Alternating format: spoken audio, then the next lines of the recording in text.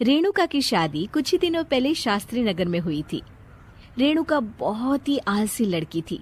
वो दिन भर बेड पर सोती रहती या फिर मैगजीन पढ़ती रहती और घर के काम भी धीरे धीरे ही करती। एक दिन उसकी सास उसके पास आती है। बहू, आज बेसन का चिला बना दे, बड़ा मन कर रहा है। हाँ मम्मी जी, बनाती हूँ थोड़ी देर में। थोड़ी देर में? अरे थोड़ी देर में तो रात के खाने का वक्त हो जाएगा बहू। अच्छा मम्मी जी, तो फिर आप रात का खाना ही खा लीजिएगा ना। हे भगवान, कैसी आलसी बहू मिली है मुझे, हर काम को बस टालती ही रहती है। रेणुका दिन भर बस आलस पना ही करती रहती।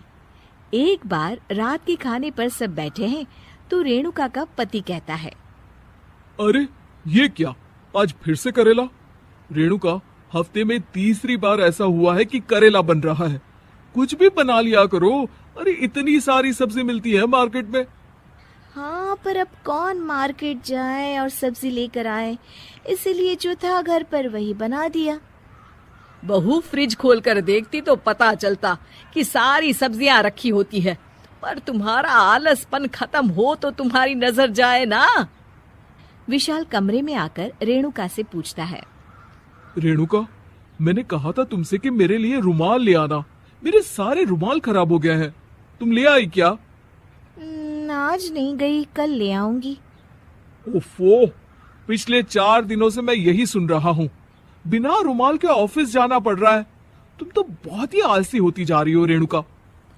आपको रुमाल की जरूरत है ना, तो खुद ही खरीद लीजिए ना।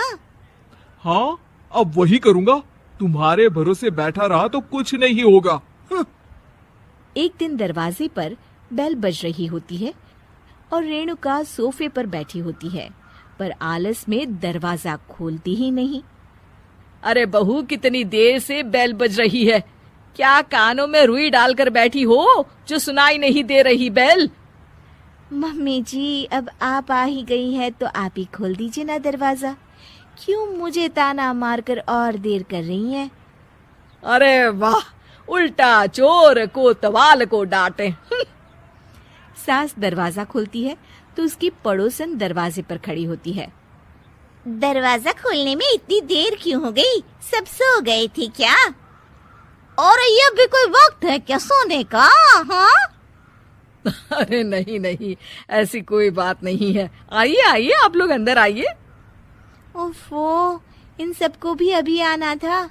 अब मम्मी जी लगा देंगी मेरी ड्यूटी किचन में। बहू पकोड़े तल दे, बहू चाय बना दे।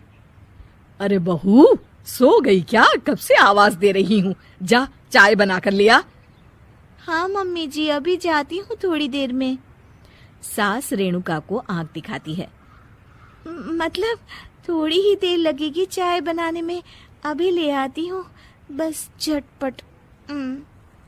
रेणुका रसोई में जाती है और इसी आलसीपन में वो चीनी की जगह नमक डाल देती है।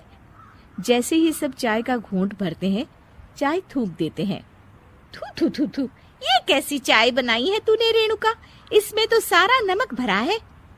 हाँ, और ये पकोड़े, इसमें इतनी मिर्च है कि मेरी तो हालत ही खराब हो गई खाकर। और रेणु जी, आपकी खातिरदारी में पहले तो कभी कोई कमी नहीं रहती थी, पर जब से आपकी ये बहू आई है ना, मामला कुछ गड़बड़ा सा गया है। हाँ हाँ, जहाँ आप इतनी एक्टिव हैं, वहीं आपकी बहू एकदम आलसी, एकदम राम मिलाई जोड़ी लगती है।